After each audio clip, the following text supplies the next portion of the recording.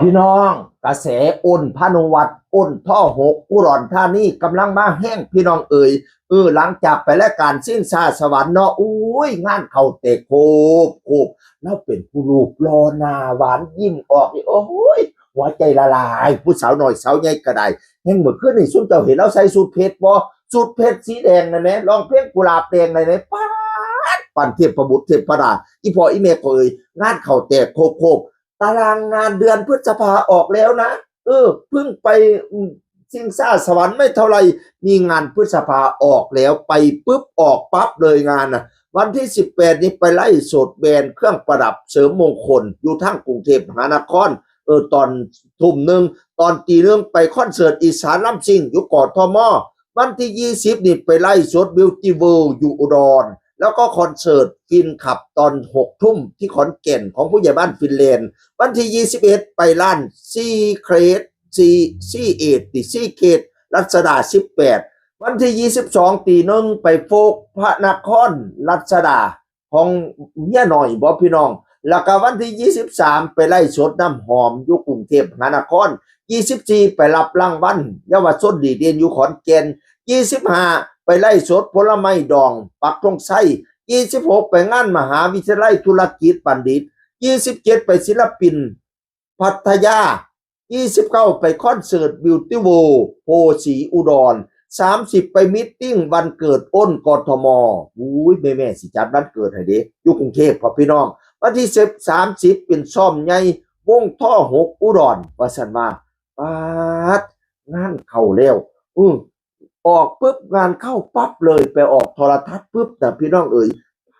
พี่น้องนอกจากนั้นนอกเหนือจากเดือนพฤษภาเขาเจ้าจองคิวมาเง่ากะหลายดิขาดว่าเสียวกะหลายดิจังผู้ใหญ่บ้านฟิแลนซ์เนี่ยว่าวันที่7มิถุนายนเนี่ยถ้าปิดฤดูกาลโตเกียวมิวสิกเอาท่อ6ชิงซาสวรรค์มาขึ้นเวทีนี่คนคือสิหลายเนาะภาษาว่าจัดแล้วบัดนี้พี่ก้องห้วยไร่นี่เราโพสต์ชัดเจนแล้ววันที่16มกราคม70งานอิลีน่าห้วยไร่อิลีน่าของพี่ก้องห้วยไร่โวยงานใหญ่เหลือศิลปินไปแต่โคบวันที่16มกราคม70พ่อกับอ้นพานุวัตรแล้วน้องแป้งก็บอกว่าปิดฤดูกาลเสียงอีสานพ่อกันครับ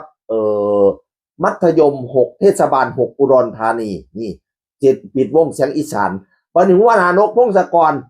ก่อนหน้านี้ให้เงินน้องไปกินเขาแล้ว10,000เด้บ่เป็นธรรมดาเด้ศิลปินอุดรน้ำกันนอกจากนี้วันที่11มิถุนายนงานกินเลี้ยงและประกวดนางฟ้าเสียงวิหกชมวงดนตรีลูกทุ่งจากรายการชิงช้าสวรรค์โรงเรียนเทศบาล6เต็มวงเต็มโชว์เต็มรูปแบบปิดท้ายด้วยคอนเสิร์ตเนสพรอำนาจเต็มวงเตรียมตัวจอยด้วยกันนะครับที่ไอยาล่าอุดรธานีวัชรวานานะวันที่11ท่อ6เต็มวง11มิถุนายนพี่น้อง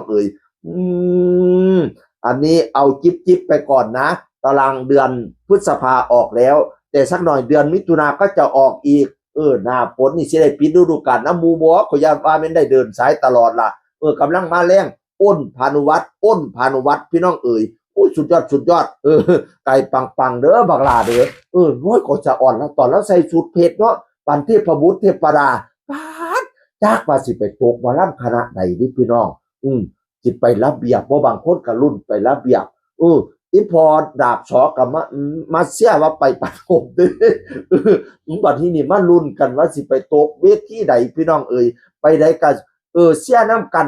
อย่า